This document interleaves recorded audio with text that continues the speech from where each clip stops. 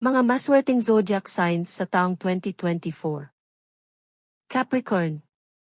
Ang mga bagay na hindi mo pa nagawa dati ay magagawa mo na sa taong ito. Makakatanggap ka ng swerte mula sa Jupiter at Uranus hanggang sa katapusan ng Mayo at partikular sa buwan ng Abril. Dapat ay lagi kang maging matulungin at maunawain sa mga pagkakataon na kinakailangan upang mapanatili ang swerte.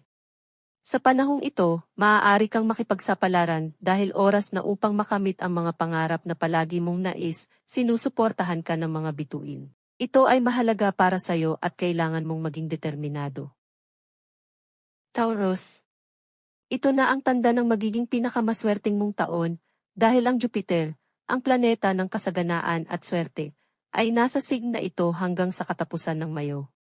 Sa panahong ito, darating ang swerte at mga pagkakataon sa iyong mga kamay at handa mong kunin ang mga ito.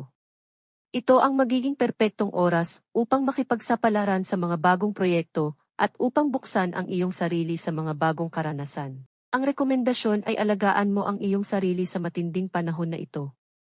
Makakatulong ito sa iyo na magnilay upang manatiling nakasentro at nakatuon sa iyong mga layunin. Gemini.